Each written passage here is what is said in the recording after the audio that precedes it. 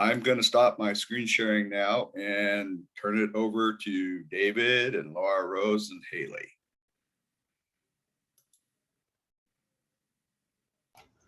I'd like to welcome everybody. I'd like to welcome everybody. Ian McTeague here will repeat me. Ian McTeague here will repeat me. And I would like to acknowledge their work on the land of the Kalapuya. I'd like to acknowledge that we are on the land of the Kalapuya. And we honor all the native tribes in Oregon. And we honor all of the native tribes in Oregon. My pronouns are his, him. My pronouns are he, his, him. And for blind participants, I'm wearing a blue shirt and a Pure Gloves t-shirt. And so for blind participants, I'm wearing a blue shirt and a Pure Apocalypse t-shirt. And I'm in our home, in our home office. And I'm at my home in our home office. So I'd like to introduce the first presenter. So I'd like to introduce the first presenter. For this past year, I've had the incredible joy and honor to work with Haley K. Scott. For this past year, I've had the incredible joy and honor of working with Haley K. Scott. And I have been so impressed and actually in awe of Haley's youthful leadership for change and addressing the climate crisis. But I have been so impressed and in awe of Haley's youthful leadership for change and addressing the climate crisis. And respecting marginalized people. And respecting marginalized people. So Haley, take it away. So Haley, take it away. Perfect. Well, thank you so much for that introduction, David. I really appreciate it. I've also appreciated getting to know and work with David this past year. We've been doing a couple of different things and projects here in Lane County in the Eugene-Springfield area. And so I'm just really grateful for this opportunity to be with you all today and be speaking and talking about these issues.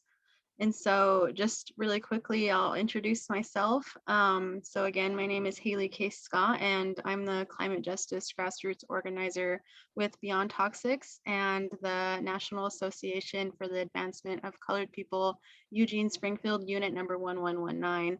I'm currently on the traditional homelands of the Kalapuya people, so the Windfelly Kalapuya people. And I am currently wearing a black long sleeve shirt. I have hummingbird earrings on and a hummingbird on my shirt as well. And I have dark brown hair.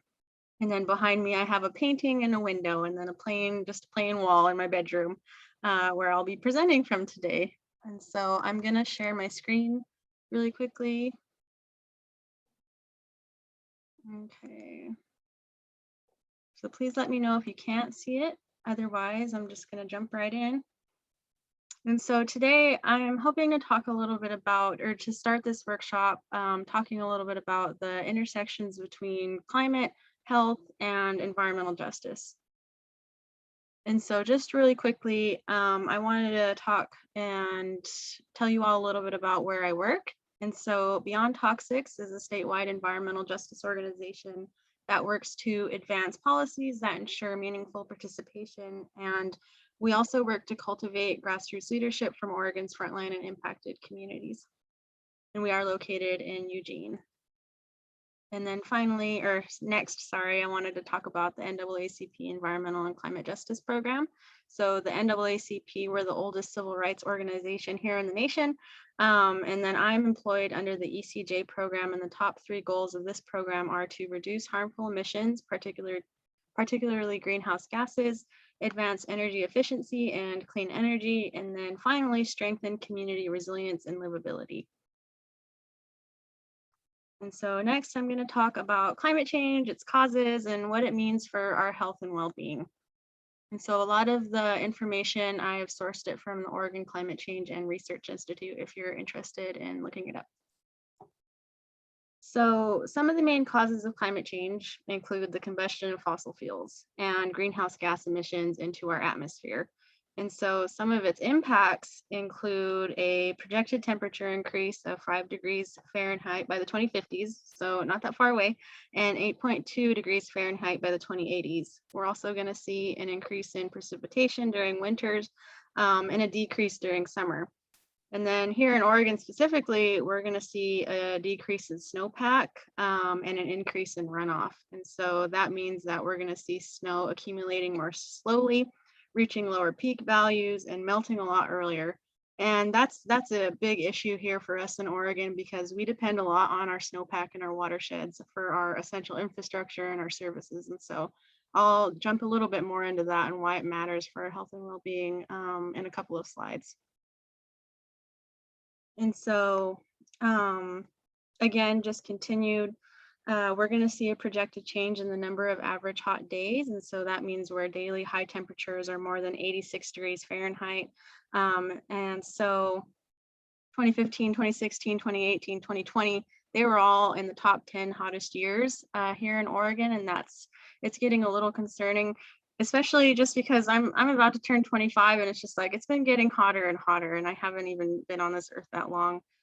We had the lowest snowpack ever and on record in 2015 when we had some of the most severe wildfire seasons in modern history, with the 2020 wildfires here in Oregon burning more than 1 million acres and damaging or destroying around 4,000 homes. By comparison, Oregon's next worst fire year, 2015, saw only 56 residences lost. And so here's just a graphic I wanted to show that shows the projected changes in the average number of hot days. Again, shown on the left are the average number of hot days per year between 1971 and 2000. And you can see the projected changes on the right between 2040, 2069, assuming that we don't reduce our greenhouse gas emissions. And so that means if we don't take any action, we're going to see that huge increase. Okay, let me catch up with my notes here. So I just wanted to briefly touch on some of the intersections of what these impacts mean and what health impacts we're going to be seeing and are already seeing. So again, the summer temperature increases and reduced stream flow by 40 to 60% in the dry season. It's going to lead to severe drought, which we're already experiencing throughout much of the state, which means more frequent wildfires. And then that's all going to be cascading into an increase in respiratory illnesses, heart disease, and other poor health outcomes in the decades to come. In terms of increases in average and extreme temperatures, we're going to see an increase in the number of heat-related hospitalizations and deaths. Future storms, they're projected to cause more extreme flooding events, leading to displacement and income loss associated with these climate impacts, which will most likely increase the risk of homelessness, food insecurity, and mental health effects. And we're also going to see a change in disease patterns or potential for new disease. And so this, to me, and I think we're already kind of seeing it, we can expect an increased strain on essential infrastructure and resources as populations begin to migrate to places with more ideal climates to live in. And so that means we might not have enough resources to provide a healthy living environment for everyone. And that's something for us to consider here in Lane County, just because we have a very ideal climate. It's really nice to live here, but as more people come in, that means we're going to have a bigger output. And so those are just, I'm scraping the tip of the iceberg here talking about these impacts. And so I thought what I would do is like, what can we do to take action?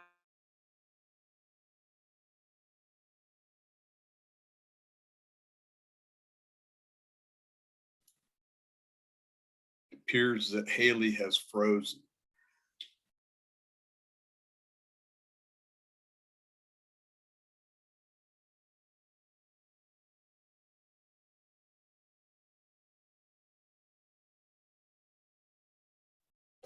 So maybe we can just give her a few minutes. Yeah, temporary technical problem. So I did want to encourage everyone not only to introduce themselves in the chat, but if you have any questions or comments, I see a few comments already. Feel free to put them in the chat and we will we will address those questions and comments at some point during this workshop. So I'm going to mute myself and look Okay. for Haley to, Come back. oh, there she is. So sorry There about you are. that. I bet my face froze on a really funny like picture of me. So hopefully you guys got a good laugh out of it. If not, I'm not sure if my internet will work with me here. So I'm just gonna try and pick up where I left off and keep going and get as far as I can. Otherwise, I imagine if I drop off again, you probably just move on to the next speaker and then I might have to call in by phone if that's okay. But anyways, so where was I? Let me reshare my screen here. Thank you everybody for being flexible with us as we figure this out, but everybody's used to it by now. Okay, get back to it. So I think I was about to talk about just what does environmental justice mean, or how can we begin to understand it? And so let me get back to my slide.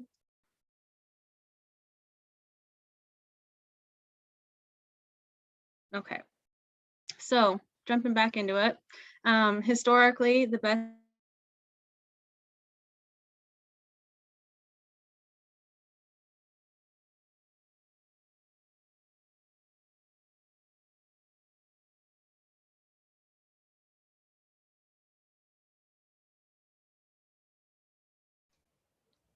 Well, unfortunately, it looks like she's having another technical issue. Yeah, I'd like to introduce Laura Rose, and when Haley gets back later, we'll go back to Haley, but Laura Rose runs a wonderful project. So David says, I'd like to introduce Laura Rose. If Haley can get back, we will come back to her later. Laura Rose runs a wonderful project Pure Galaxy. called Pure Galaxy. So I've been able to appreciate Laura Rose's leadership in their peer community So I've been able to appreciate Laura Rose's leadership in our peer community for many years. for many years. And I've been delighted to see reaching out to the general population. And I've been delighted to see the reaching out to the general population. So Laura Rose, take it away. So Laura Rose, take it away.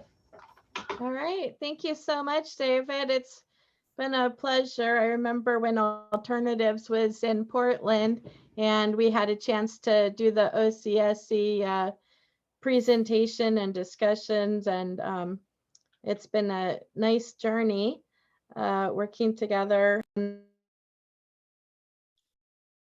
Oh, crap. Oops, I accidentally got muted. Is it okay if I unmute myself? Yes, I did that. Okay. Sorry. All righty. Well, I'm going to go ahead and share a screen and go from there. All right. So Pure Galaxy, far out, close to home. That's what I'm calling our presentation today. And it's a real joy to be here. I'm honored to be here with you all. And have this chance to have a conversation in the context of climate crisis, pandemics, and other disasters. We talk about peer support, prevention, and resilience. I go by Laura Rose, and I have she and her pronouns. I acknowledge that I'm on the land of Santiam, Ahanchayuk, Confederated Tribes of Grand Ronde, and Kalapuya. Peer mutual support is a skill in our movement that we can share with the larger society. After a disaster, peer support is central to responding in a creative and resilient way. Marginalized and disempowered communities are especially vulnerable to disasters, as our current pandemic and the environmental changes show. We want to amplify voices representing these diverse groups. We will have time for participants to share some stories and best practices with each other. I found a quote, and I'll share a few different quotes today, but this one struck me. You know, Pure Galaxy will go into a little bit more, but it's a website, it's a community, it's a portal. And so it does rely on the internet and use of energy and those sorts of things. And so when I was thinking about it and thinking about this workshop, you know, I was kind of looking at different intersectionalities. And when I found this quote by John Rosenthal from Howard University Urban Environment Institute, he says, environmental justice, like democracy, is a process and not an outcome. It is achieved by communities fostering meaningful and intelligent participation in environmental decision-making that affects children, homes, health, jobs, and their future. He says, it is clear that an environmentally literate community can protect itself much better than local, state, or federal government or any other entity. So I think about peer support and community building and how important it is that we, you know, come and work together. And there are times during crises where, you know, the government that people have been able to rely on might not be able to reach as well. Certainly there were many stories of that during the wildfires. There's a lot to consider. I will make sure you can access the slideshow after this event. So there's some information about my background. I do currently serve as the Oregon Consumer Advisory Council Chair. That was a council that David Oakes helped me get on and consider back in 2012. I started in 2013. It's been a great journey on there. Pure Galaxy, I want to take a quick moment to recognize and thank our visionary community partners. We have a lot of people that have helped bring it along very fast through all these circumstances, including the Oregon Health Authority, which is part of the state of Oregon, the Mental Health and Addiction Association of Oregon, who's sponsoring our conference today, Oregon Mental Health Consumers Association, and I'll share about that in just a minute. Also Folk Time, Peer Support Solutions, and OCSC United Voice for Change. Kevin Fitz is the director for the Oregon Mental Health Consumers Association, and we were talking about Pure Galaxy at the time of the pandemic last March 2020. And he picked up the phone and he contacted some people at the state of Oregon to tell them about Pure Galaxy. And that started the process that we were able to get some immediate support and sharing of the resource. We also received support from Folk Time with volunteers. Peer Support Solutions is another group, and they had been working on the peer telehealth. And so they were in support as well in the very beginning. And OCSC United Voice for Change has been helping us with accessibility and some other aspects of the website as well. I have a quote, even a small group of people can change the galaxy, by Chuck Wendig from Aftermath.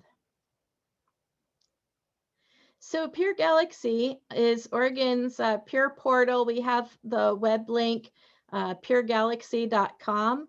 So people can go there on a web browser. And we also have a calendar on the website that you can visit with online and telephone accessible peer support, recovery, and wellness activities. So there's that as well. We can put those links in the chat if anybody needs those. I'll do that real quick. Puregalaxy.com/calendar. So And who is this Pure Galaxy calendar for? Really, it's for anyone seeking wellness and recovery from pandemic stress, emotional distress, grief, mental health, addictions, co-occurring substance use challenges, trauma, etc. This is a screenshot. I'll be able to take you to the live view probably in a minute, but just to give a starting point, this is what the landing page of the website looks like. It's got a logo in the upper left corner and the name of the website. It has an email address and some other things on the right side. On the top right, there is a search bar people can type into. There's also a special pink button that it's on the right in the middle. Usually that is an accessibility button that has a bunch of extra tools that can help people navigate the website with different features. So there's that. And we also designed the website so that if people are using a mobile handheld phone or tablet, that it should be accessible and visible and kind of properly resize itself, things like that. There's a menu across the top to get to the parts of the website. If you're using a mobile device, it might show up as 3 lines. They call that a stacked hamburger, but it's a menu button, and then the different menu options open up. So the first page, of course, is the home page. And we have a welcome message. It says our hearts go out to those that have been affected by the ice storms and the power outages and the wildfires and other natural disasters and the pandemic. We have at least 10,000 monthly offerings of peer support, recovery, and wellness activities. But we just redid our count in April. And so just a week ago, we're up to 45,000 monthly offerings of peer support, recovery, and wellness activities. There's so many superstars in the galaxy offering peer support, online support groups, chats, forums, warm lines, lots of great resources out there. If you scroll down the home page, we have a message, welcome to our humble beginnings for great destinies. In the lower right of the page, sorry, the lower left, there's a translate button that's Google Translate. So it's not perfect translation, but it's definitely a resource so you can view the website in Spanish and other languages, in addition to English, the default language. So we have our links and we have that menu. The main link, if you go to, is calendar. That's the Pure Galaxy calendar. And that's where we've been posting the events.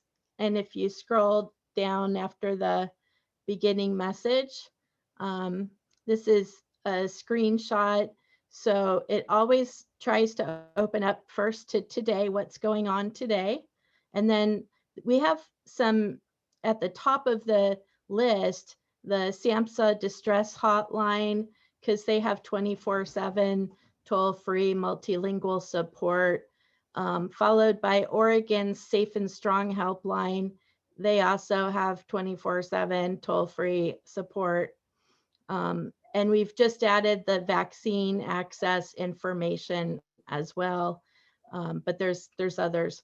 The events that are all day will say all day, and then after that, the events that are shown go by the time of day.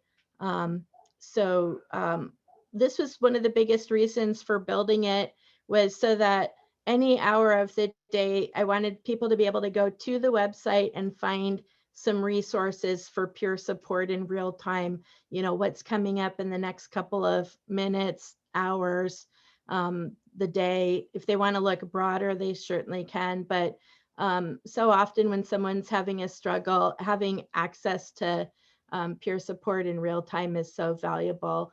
And I find, for personally, that just having the knowledge that these resources are there has increased my confidence and my peace and reduced my stress, and certainly made it a beautiful journey of discovery that there's quite a bit out there, many caring people that are putting forth the opportunities to connect online and or by telephone. So I won't go into too much detail about it. There are some recordings, and we'll be doing more recordings for information about specifics for the calendar. We do have another calendar, we call it 2.1 beta. And so it has more features on it. Here's another screenshot. So if you click on that where it says calendar 2.1 beta, you can go back to the 1.0 version, but the 2.1 has new features. And on the top of that page, you can find links to get a tour of those features. And one of the biggest things why I was really excited about this 2.0 or 2.1 version was because we were able to have what I call views for the different categories. So if you want to go and find events for young adult or for family or caregiver or for adult peer support, you can click on these category links and it'll go down the page and just show those sets of events. In particular, we have some events that are like all day, like Alcoholics Anonymous has many groups across the country, different hours, different languages, that sort of thing. We didn't want to make people scroll forever and ever through all of those. So we called it a bundled event. So we put in a listing that gives you information how to find a group near you and search it. So we have some bundled events, but the ones that are time specific, like right now, that has its own view on here called time specific. So you can go and just see what's going on more specifically for today. But those bundled events are usually throughout the day. So there's many events there too. We also offer consumer input opportunities. So we want people to participate in making a difference and feel empowered and supported to have their voice heard. And so we post opportunities there. Like this morning, there was an event for 988, a new behavioral health crisis number, to provide some input into that. We also have webinars every month. There's a lot of special days and dates, like Mental Health Awareness Month is this month, so there's a special listing for that and events tied to that. There's also some trainings and special events where we post conferences. Trainings we're still working on a little bit, but we'll be updating that. And so then once you get into the new calendar, you have additional choices for viewing. So this calendar looks more kind of like a classified ads. It's got pictures for the different groups that are offering the events. People can look at it different ways if they want to. This view happens to be called poster board, but there's a drop-down menu on the right where you can choose other views as well. It's got its own search button. It's got its own button if you have an event you want to add. And then you can choose the dates of what your range you're looking at events on the left. There's now some extra things. There's hearts where you can click on if you love an event and you want to see that. There's on the very bottom also, there's a feature you can export the events to your own calendar that you select.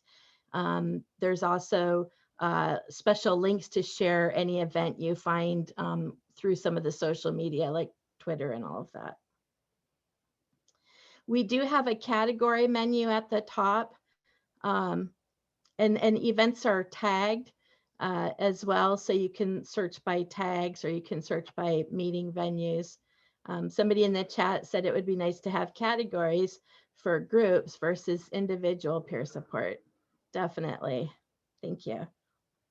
We also include wellness activities. So there's one here showing up called Feldenkrais method. They have activities throughout the day. There's also chair yoga, there's art, there's music, there's lots of other kinds of wellness activity events as well. One of the things that happen we were asked this year to have our logo added to the FEMA vest for people that are going out in the field. So here's a picture with two people showing their FEMA vest. And it has the new Pure Galaxy logo. Thank you for all the people that helped give us input for that. And we're really working on ways to get the word out. Raina Bauer works with MHAAO, and one of the things that she and others have been doing, quite a few people have been sharing, especially with the displaced families, about Pure Galaxy. So there's been flyers included in food boxes, just anywhere people can share about it to get the word out has been really helpful.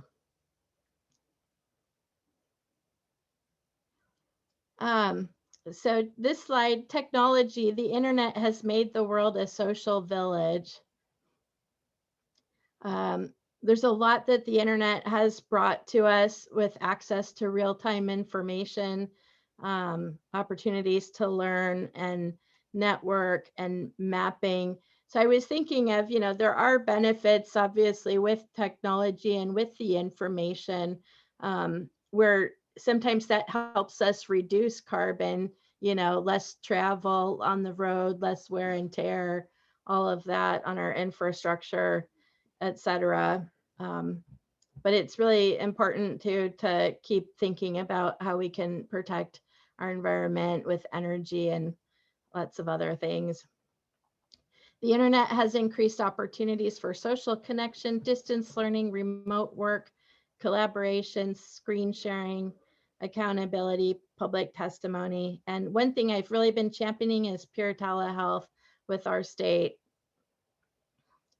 So I was working on pure telehealth before we launched Pure Galaxy, working with our Oregon Consumer Advisory Council. We were able to get a policy option package. It was the top priority of the Tools, Technology, and Access Committee in January of 2020. And then when the pandemic hit, that's when we launched the Pure Galaxy calendar, and we call it the opt-in is on Facebook. It's Oregon Pure Telehealth Information Network. You'll also find a page on our website, a link on the link on the menu bar, and it has lots of information like best practices, how to start pure telehealth, success examples, funders, research, great resources. So if you're interested, I hope you can check that out and share it. We also have, then in April 2020, when the large gatherings were prohibited, that was the time when Kevin Fitz called the Oregon Health Authority to start the contract, or which led to starting the contract. Also, big events were having to pivot online in that time. We started getting media attention and lots of word of mouth. And sadly, in May 2020, that's when George Floyd passed away, died on 5/25/2020. There were protests and civil unrest growing and lots of activity in June 2019, and it continued. About that time in June, we were up to 250,000 hits already, 180,000 views and shares with 18,000 visitors. By August, up to 28,000 monthly offerings. We had the new Pure Galaxy 2.1 calendar. And then September is when that historic wind came, sparking the wildfires. One of the things we did was we facilitated wildfire response and collaboration with Peer Run organizations. I was able to contact most of the executive directors and key people around the state to ask them what they had to offer and how they felt, what were the top needs in their community? How could we use peer support to help our fellow communities? And then we provided that information back to the Oregon Health Authority that was informing some of their decisions around grant applications for federal funds and other budget allocations. Right away, we tried to immediately identify those online supports that were available for people that had experienced wildfires. And there weren't as many as we had hoped to find. There were some, like the Phoenix Burn Society and the Santiam Canyon got moving with its own peer support online. But we also talked about transferring of some skills from people that there were so many evacuations necessary in real time. And so the experience of that has some similarity with sometimes people in a domestic violence situation have to escape and leave things behind and move very quickly. So we talked about having some of the people with that experience in the training facilitate support groups for people affected by the wildfires. And then one of the projects we did just recently too was equity outreach mapping. And we found over 62 languages in our state at minimum, organizations serving people speaking the different languages across all 36 counties. And so we're going to be working and sharing that information so we can improve outreach. We have, I think, about 200 organizations, and we collaborated with 211. And so between the two of us, we have about 400 organizations in our state altogether to connect with. We also tried to find those events right away that were available for debriefing once the Chauvin verdict came after the trial related to George Floyd's death. And that happened on 4/20/2021. Those events are in the calendar as well. All right. One more quote I'll share and then I'll wrap up. Coronavirus is the greatest global challenge many of us will face in our lifetimes. But before the pandemic hit, it was climate change that loomed over us as the planet's biggest problem. So what happens now? How do we deal with both of them at the same time? And there's a link to a story where that quote was from. And then, can advocacy and activism boost mental health, channel our energy and reduce despair? If so, how do we keep it healthy? I included some links for peer support for climate activists. And there's an article, and there's also another organization, Good Grief Network, that I hope will be resourceful. We'll be applying these lessons, building community, sharing best practices, and then we can talk later about what's next for Pear Galaxy. Thank you so much. There's also a link to a song and my email information website on the back. All right, thank you so much.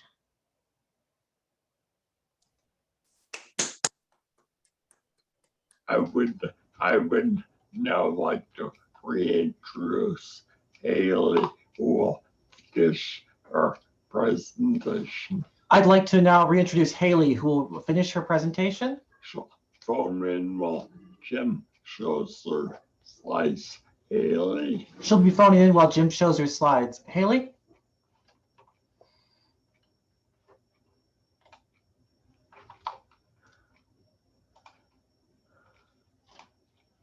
We can't unmute. Well, she might have to pick a button on the phone to unmute. So, oh. Can you all hear me now? Yes, we can. yay, yay. Perfect. Perfect.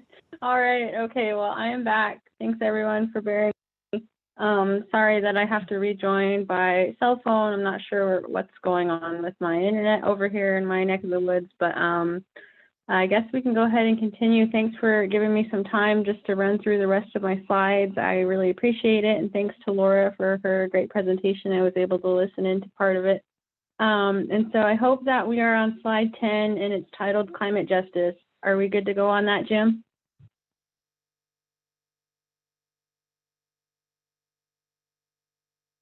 Yes. Yeah, Jim's got us Yep. on. Okay.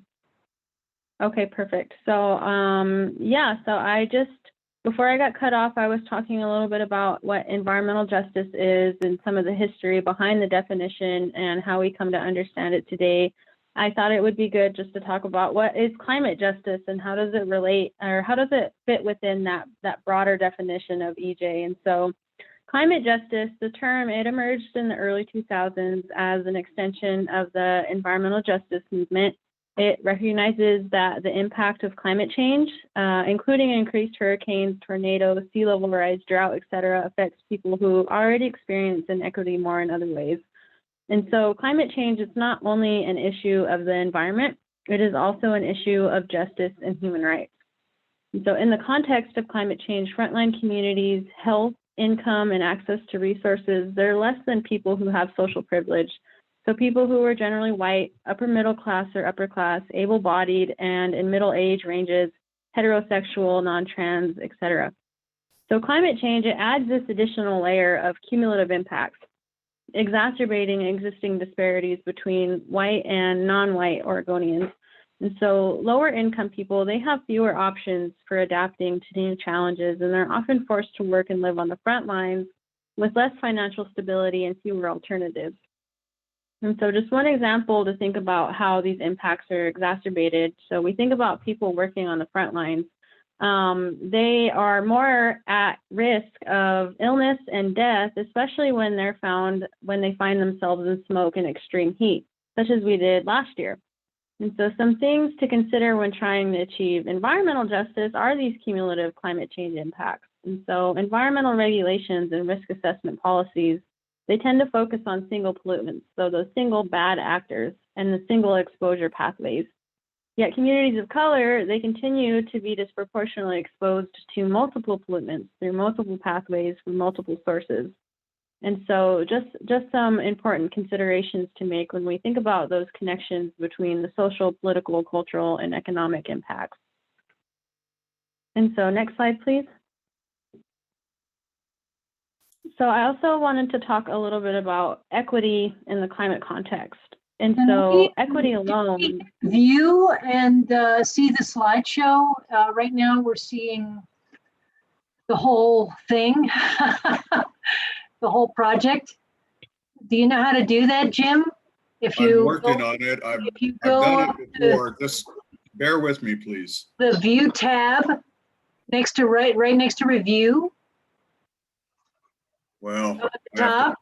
Hold on. Give me a second, please. All my tabs and buttons are in the way. Just let me know when to start there, Jim. Okay.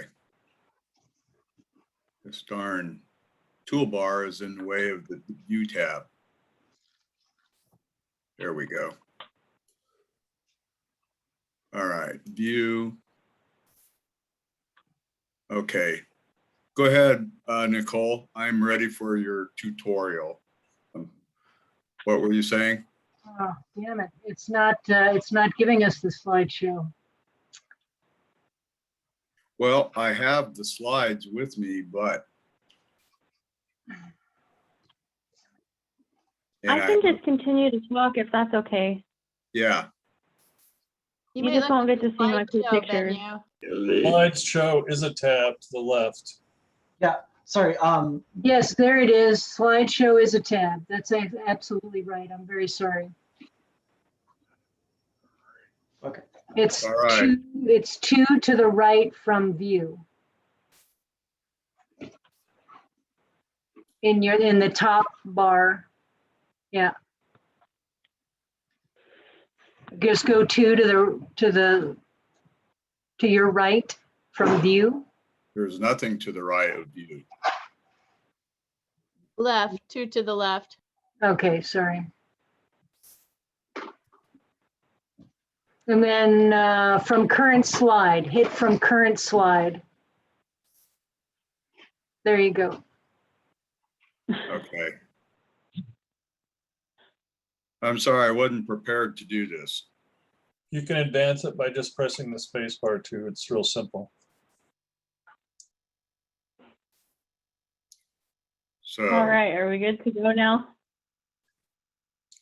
I guess I'm gonna have to, I'm not sure how I'm gonna move the slides now. You can just press a button on your keyboard, or you should be able just to press a button on your keyboard, any button, and it will advance. The Okay. space bar or page down. Yeah, I would press the Keys or the space bar. Okay, well, we're on the slide that we need right now. Okay, all right. So I only have a couple more slides, everybody. We'll be done with this presentation. So I was just going to talk about climate equity and what equity means in a climate context, especially as we think about planning and as we're trying to make sure that we're creating resilient communities that can respond to climate change. So equity alone, it acknowledges that not all people or all communities are starting from the same place due to historic and current systems of oppression. Equity is the effort to provide different levels of support based on an individual's or group's needs in order to achieve fairness and outcomes. Equity actionably empowers communities most affected by systemic oppression and requires the redistribution of resources, power, and opportunity to those communities. And so climate equity, it ensures that people and communities who are least culpable in the warming of the planet, so those who contribute the least to global warming and greenhouse gas emissions, and those who are most vulnerable to the impacts of climate change, do not suffer disproportionately as a result of historical injustice and disinvestment. So a couple of examples of how we can consider equity in a climate context. It involves redressing social harms and dismantling structures of oppression and inequality. It includes opportunities, especially jobs and apprenticeship opportunities, policies and infrastructure investments for Black, Indigenous, and people of color communities, and long-term climate adaptation plans. It can look like resilience building for climate adaptation, which means that a community leads the planning process based on their own community's needs. So for example, if they live near the coast where sea level rise is a concern, they decide as a community how to support the people who can't or don't want to relocate, and what infrastructure like a seawall or homes on stilts, et cetera, that they would need to live in their area. And then finally, equity in a climate context looks like communities that write and pass legislation that slows down the impact of climate change and creates a safer and healthier community for future generations. And so all in all, it looks like communities that have a seat at the decision-making table. Next slide, please.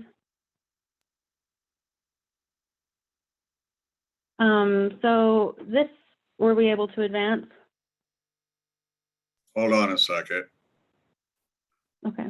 Trying to tab over or tab down. Not doing it. Bar, space bar, Not doing it either. not doing it. No. Well, I think it's fine just to end it on this slide. One thing I did want to mention really quickly before we end, if we're thinking about ways to take action, I think really supporting the idea of a just transition is one way we can achieve both climate and environmental justice. And so a just transition, it's shaped by the belief that the most impacted communities need to be at the decision-making table when it comes to advancing equity and justice and building a low carbon and pollution-free economy that works for everyone. It also prioritizes the fact that we need an economy that values care work, invests in renewable energy, and lifts up marginalized communities. And finally, this idea of a just transition, it envisions a world that values our natural spaces and our human rights. And so one thing that I also wanted to mention is collaborative governance. So climate advocates and state agencies, they're finding that collaborative governance and its models, they allow for the creation of benefits and ensures that the burdens and benefits of climate action are distributed equitably. So it looks like agencies striving to ensure that all stakeholders, especially those from communities of color, low-income communities, and those who just have generally been left out of the conversation, are at the table with the capacity to meaningfully participate. And so it looks like agencies and stakeholders committing to not moving forward with the process until those partners are able to meaningfully participate and where they have their time honored. And so I think we can go ahead and end it on that. I hit the key points I was hoping to get across in this, and just hopefully, highlighted, or at least provided kind of like, again, tip of the iceberg look at those intersections between climate, health, and environmental justice. And so thank you all for letting me go through this. I really appreciate it.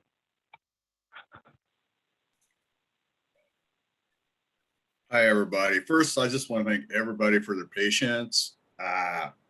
Thank you, Nicole, for tutoring me on the finer points of slideshows. And at this point, we're just going to keep going. And I am going to introduce David and let him have it from here.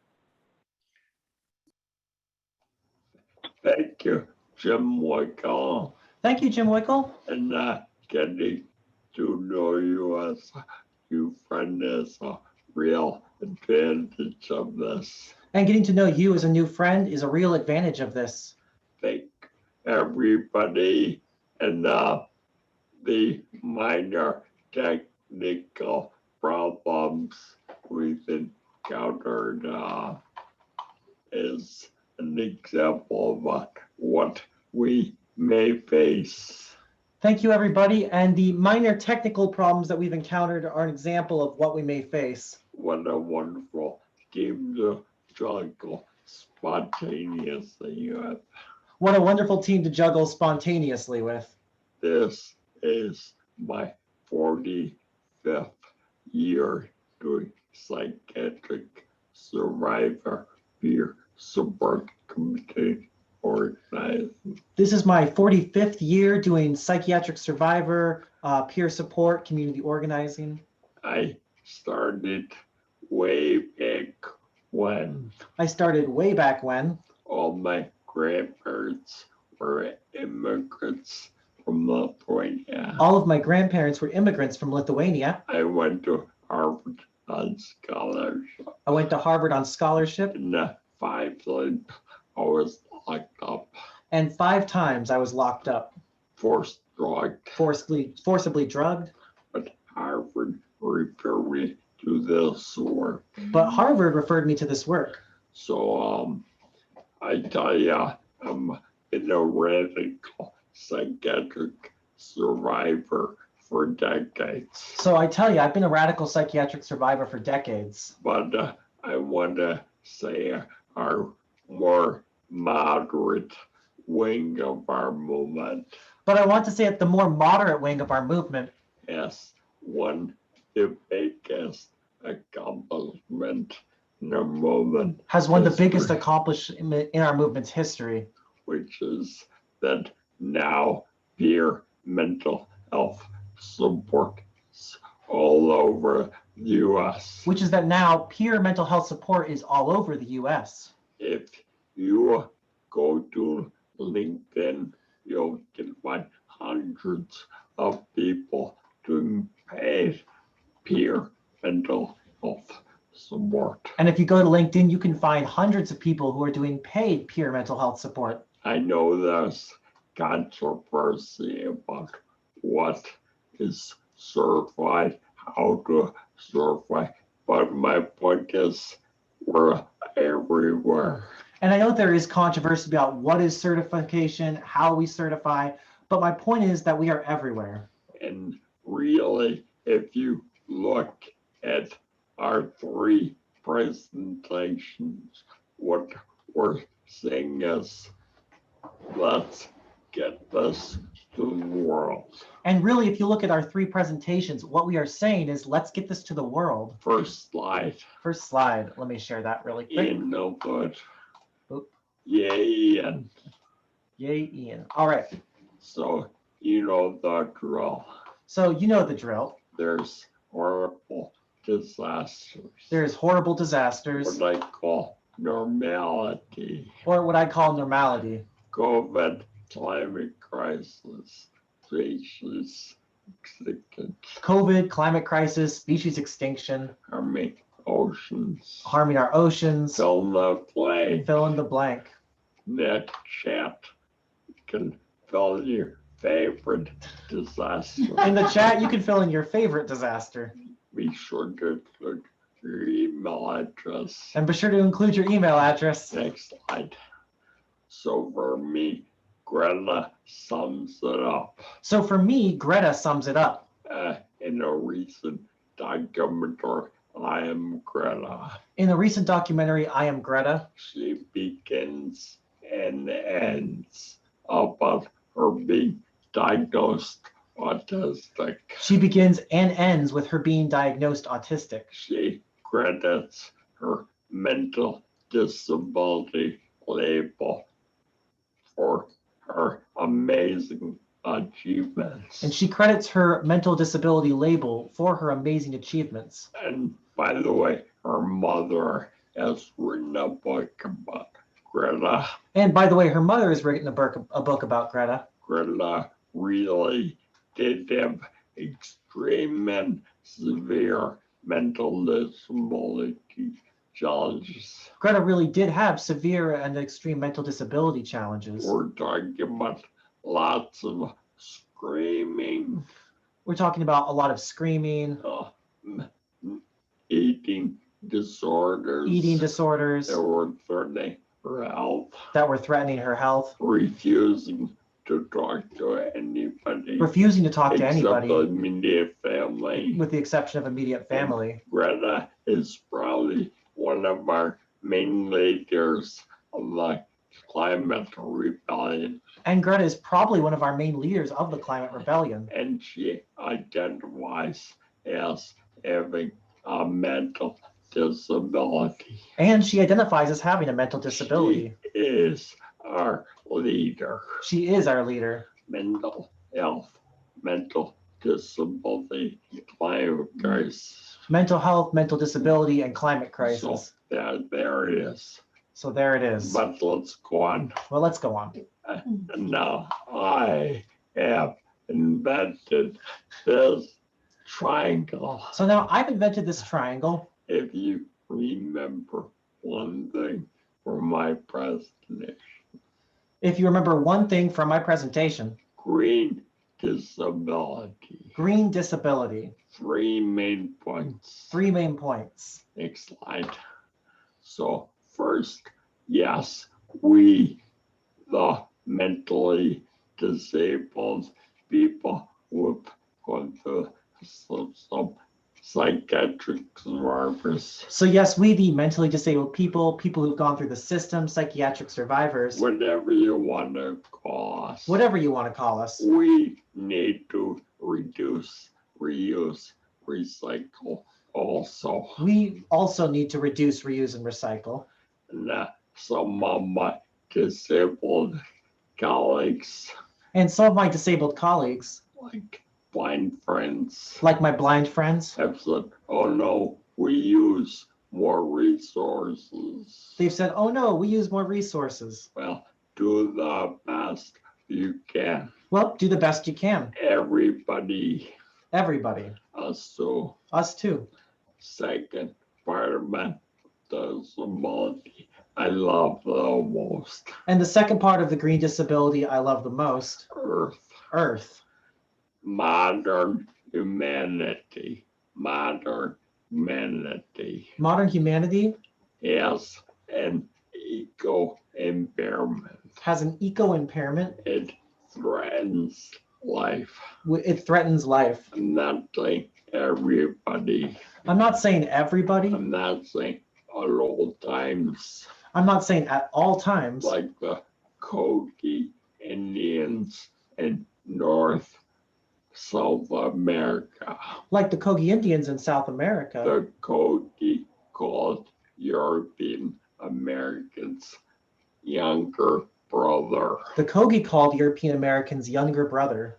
They themselves are not harming our planet. Now, they themselves are not harming our planet, But we younger brothers are. but we younger brothers are. Why? Why is modern humanity suicidal? Why is modern humanity suicidal? Why? Why?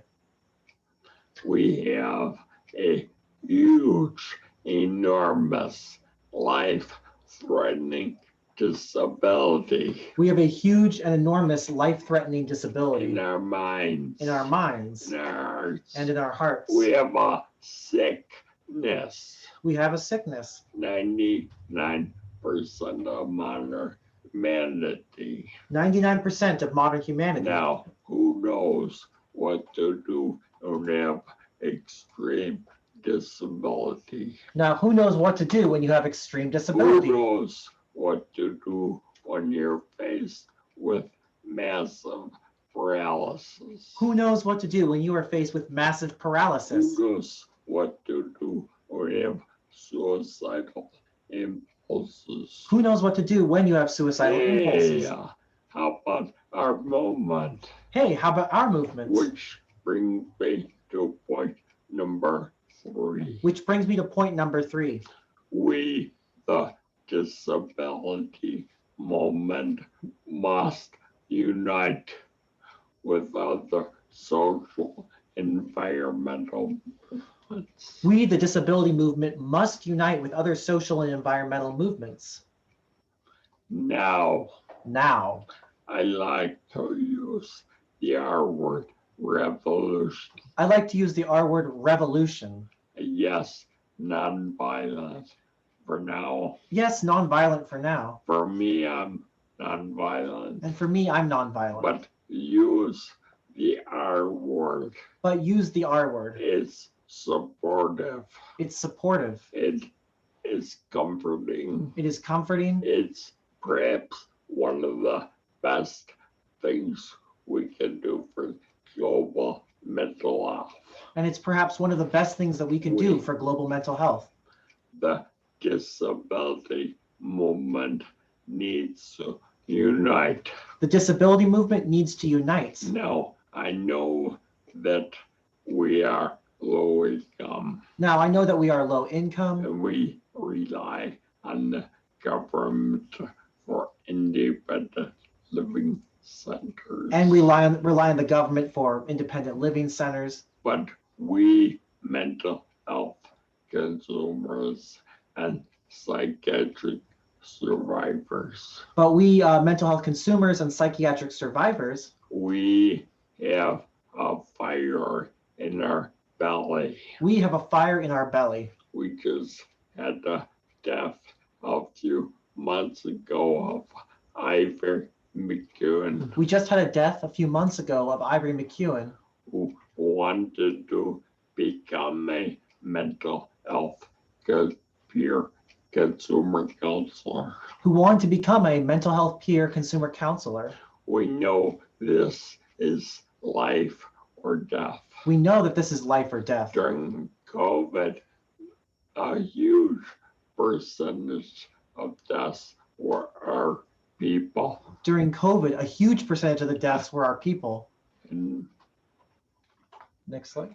yeah, so let me go through this quickly So let me go through this quickly to allow time to hear from you all. to allow time to hear from you all. So we know that by small mutual support groups helped us. We know that small mutual peer support groups have helped us. I would say among my dozen alternatives, that's been one of the main ones. I would say that among my dozens of alternatives, that's been one of the main ones. Now, like Peer Galaxy, we need to share this skill And now, like with Peer Galaxy, we need to share this skill and share these lessons and share these lessons to the general population. to the general population. I once heard a native person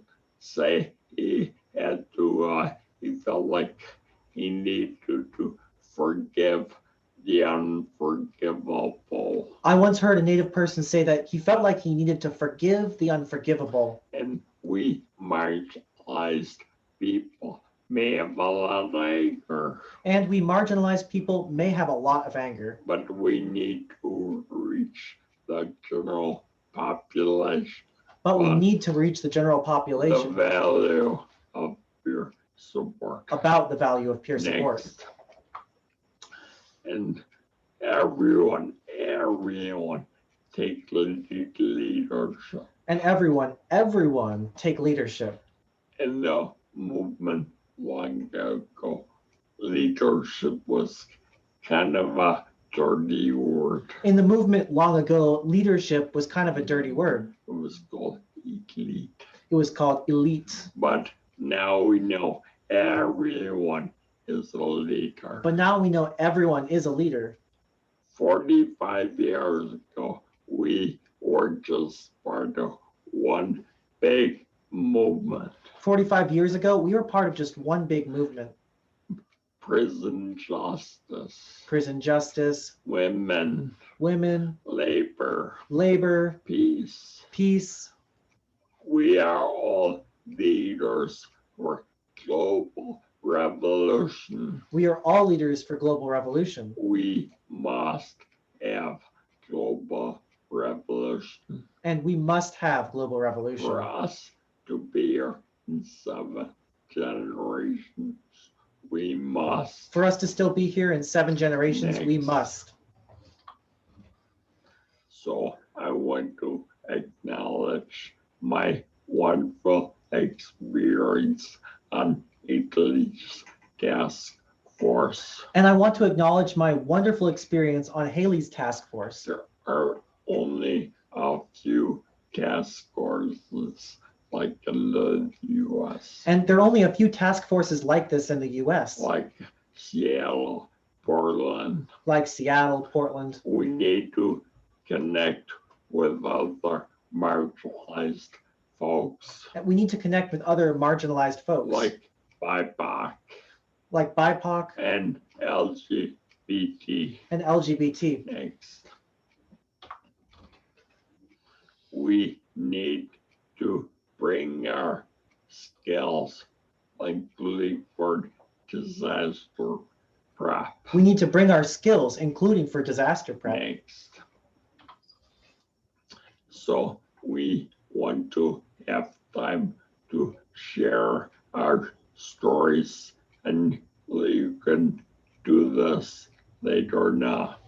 Chat or Jim will help unmute. Next. So we want our time to share our stories. You can do this later in chat, or Jim can help us unmute. But I want to thank everyone who made this possible. But I want to thank everyone who made this possible. And please put your email address in chat. And please put your email address in chat.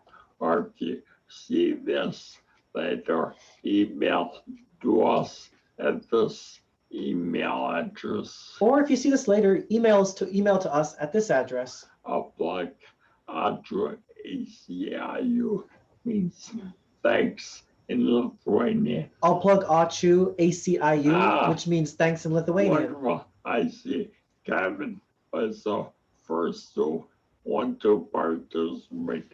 Please keep your stories and questions brief. Wonderful. I see that Kevin was the first to want to participate. Please keep your stories and questions brief. So we can hear as many folks as possible. So we can hear as many folks as Okay. possible. Thanks. Okay, thank you. Go ahead.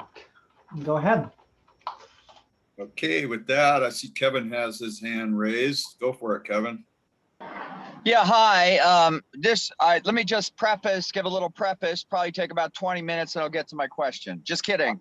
I have a question for David Oakes, looking back through the history of psychiatric survivor activism. You know, in the old days, Bernie Aarons, who used to run the National Institutes for Mental Health and run Center for Mental Health Services, these people used to be afraid of the psych survivors movement. Now it's hard for them to even know who we are. I think we're going backwards, David. What do we do?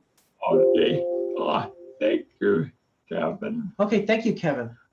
My next blog In my next blog, will be about how National Council on Independent Living it will be about how the National Council on Independent Yes. Living filed a Freedom of Information Act to SAMHSA. has filed a Freedom of Information Act request to SAMHSA. SAMHSA is one of the biggest federal agencies. SAMHSA is one of the biggest federal agencies. They have a brand new director. They have a brand new director. We need to pressure them, We need to pressure them, and we will. and we will. Next.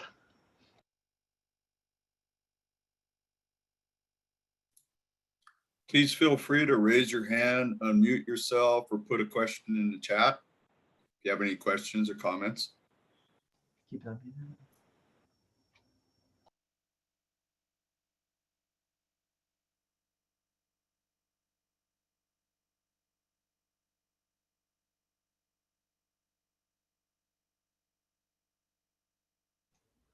This is Laura Rose. I'll just say, please don't be shy. Hey, this is Haley as well. If no one is gonna talk right now, I just wanted to say something really quickly about something David mentioned about how we can all be leaders. And I think one thing that's really important in the climate movement is accountability, and knowing that we are all accountable to each other, and that is a climate solution. I've done a lot of work and have been able to talk with a lot of tribal representatives in the past with my work at the Tribal Climate Change Project.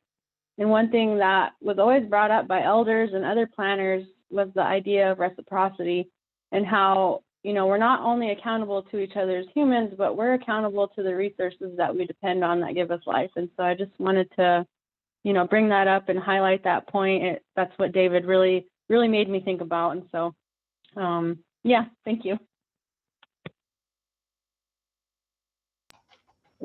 Or Kevin says he's embarrassed. Hurry up. Oh, we've got a question in the chat. Amazing. Oh, I have a question.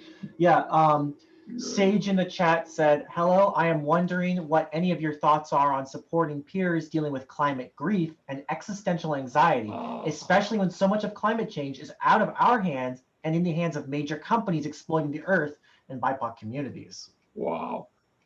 I think Haley and Laura Rose I think Haley and Laura Rose might, and Jim. and Jim for that matter. Go ahead. Haley, do you want to reply? If not, I can. Why don't you take a go at it, Laura? Sure. So I don't know that I'll fully answer the question, but it resonates for me about trying to hold space. You know, this series of pandemic and all the other things that have happened over the last 20 or so months, I think for a lot of us, there's a crisis fatigue, if you will. It's you know, we've had our adrenaline go, and so there's going to be a downtime, if you will, you know, that our bodies are going to naturally let down and everything. And then we have also kind of weighing the different levels of impact. And so some people find strength by sort of investing the energy, diverting some of the energy, if they have the energy that's related to anxiety, into activities that they care passionately about. And this is certainly a huge area where there's lots of opportunities for change at every level, lots of opportunities for volunteerism at every level. So I do emphasize, you know, being able to take care of ourselves so that we can take care of others, building in some of that time every day. It's a tough thing, but you know, when you have the world on your shoulders, sometimes literally it feels like, and yet you're trying to do good in the world, trying to find that balance. I think if you intentionally build in some of the self-care time, then you'll have more energy for the other. Also, working with other people tends to help energy flow, I think, too, and ideas bounce off of each other, or there's more hands working together on something. And so, you know, maybe some people like to work solo, but I also find it's been nice to join a committee or join a work group, or even start a peer support meeting or a dialogue. It doesn't have to be a traditional support group, but starting a dialogue meeting. And that's something that like Surviving Race did a lot of. We called it programs offerings in the beginning with the whole pandemic, and then they've sort of continued that. So I think promoting these dialogues, we can have a big impact just even starting to pull ideas together, checking out what's available out there. Like some of those organizations I mentioned, I didn't have any idea about those until I was working on this workshop and found there's actually peer support for climate activists. So yeah, I think part of it, I always tell myself I have to be able to reach out. Who do I reach out and touch in my life? You know, that's where I have a lot of impact as a parent, as a neighbor, as a customer, all those different roles we have. And then, you know, when we make the intentional time, I think we can also tackle some of the bigger issues. And they really will affect us on the community. They'll affect our children, our grandchildren. The 7th generation is so relevant. That's my response. Thank you, Laura. I see Michael has his hand up. He put a question in the chat, but feel free to reiterate that question. Thank you. My question is this. Historically, we've had things such as evidence-based practices and so forth that really were not peer informed, seem to do more harm than good. How can we recruit? Do you have any ideas about how we can recruit more researchers who are peer-centric, to borrow a word from Kevin Fitz?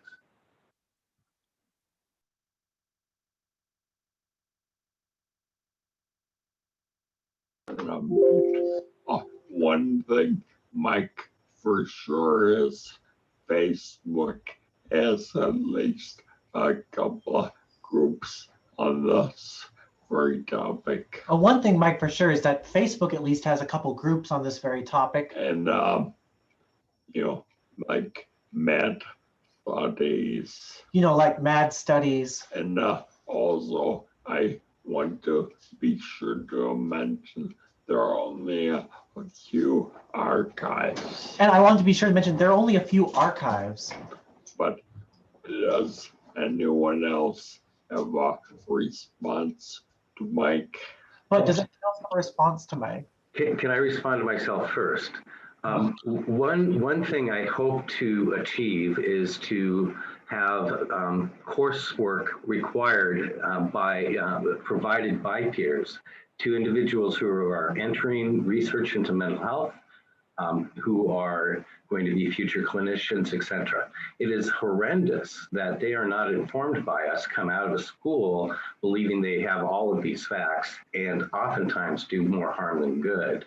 So by having coursework that they are required to go through that's delivered by peers might be highly beneficial towards the ends of having peer-informed providers of treatment, for lack of a better word, and individuals conducting research on mental health. Yeah. I do highly recommend Mad in America. I do highly recommend Mad in America. Our friend Bob Nichols doing a lot in training. Our friend Bob Nickel is doing a lot and training. Any other responses to Mike? Any other responses to Mike? Yeah, a few questions down here. Nabel, I'm sorry for saying your name wrong, says Nev Jones is a peer researcher. There's a start. This is Hi, this Rose. is Haley. Oh, go ahead, Haley.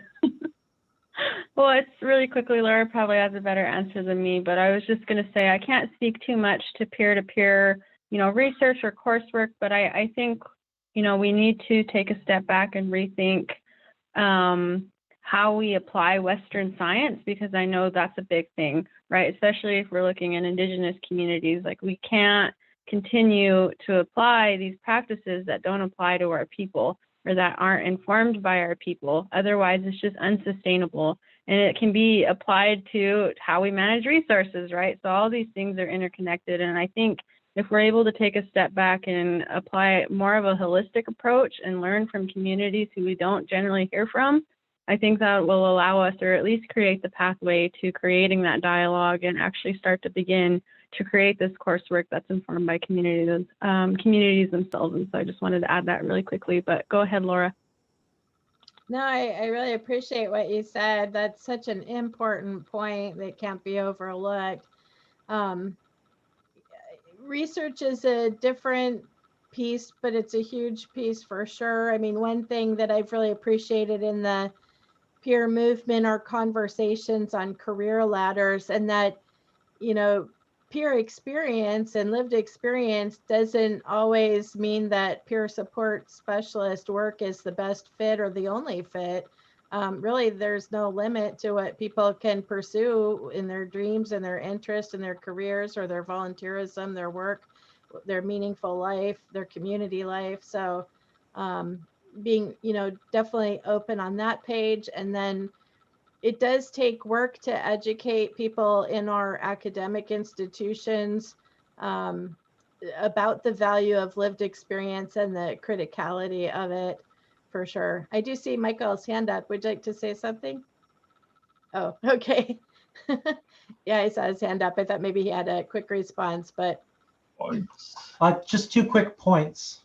Number one, Number 1, amateurs like us ought to work more closely with official researchers. ought to work more closely with official researchers. We ought to integrate more. We ought to integrate more. Second, Tom Olin Second, Tom Olin is in a network of disability researchers. He's in a network of disability researchers. Contact me about that. So contact me about that. Unique thing is this: these researchers support activism. A unique thing is that he says these researchers support activism. Like street activism. Like street activism. Like adapt. Like adapt. Which is crucial. Which is crucial.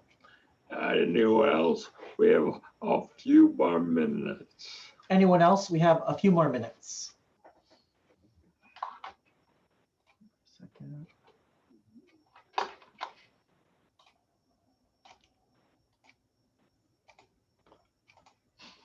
I love the question about existential anxiety. I love the question about existential anxiety. Embrace the absurdity now. Embrace the absurdity now. Even if we're hugging the last tree on earth.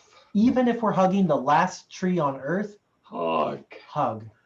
I think about the year 2222. I think about the year 2222. I embrace you 2222. I embrace you 2222. I embrace all of you. Anyone else? And I embrace all of you. Was there anyone else?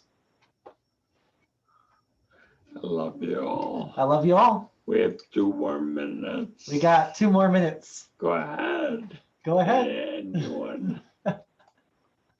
We want to hear from you. We'd like to hear from you. So.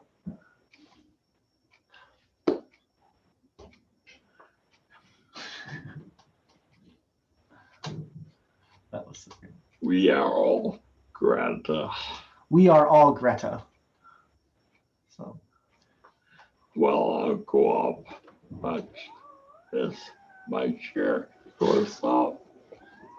Oops, but wrong. Oh, should I repeat that? Yeah. Oh, David said, oh, look, watch, my chair goes up. Oops, wrong way. Hold on, here we go. Rise up. Rise up, everyone. Revolution. For revolution.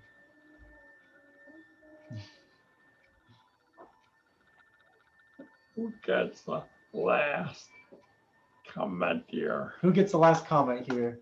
Jim Haley, I think you two ought to take over. Jim or Haley, I think you two ought to take over.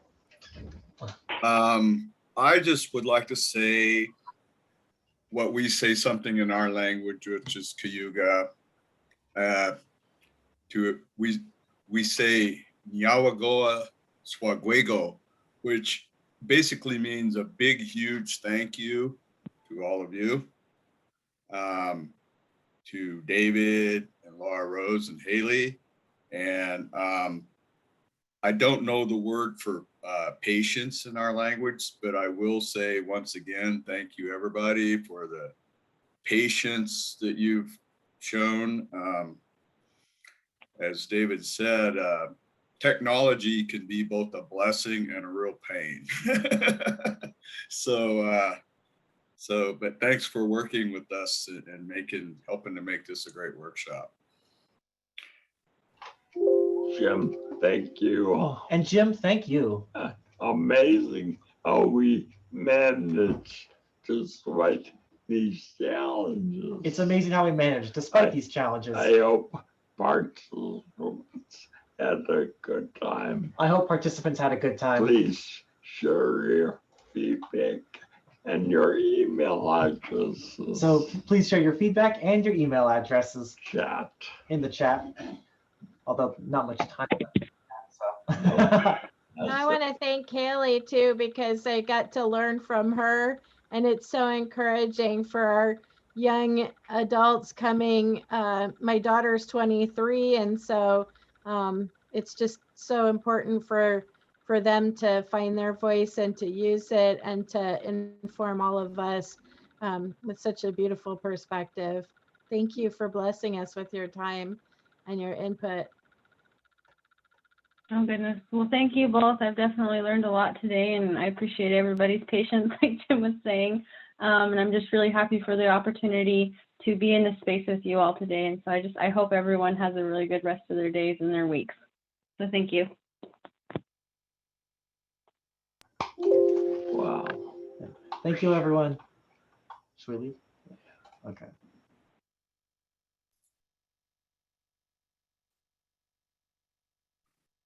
Yeah, once again, thank you. And Nicole, I saw your link about cultural survival. I'm going to send you a link that of a project that I was with them, worked on with them last year.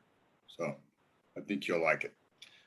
So once again, thanks everybody. We're about 1 minute past 2:30. So regretfully, we have to end this. There will be a link on the website for feedback. Thanks, everyone.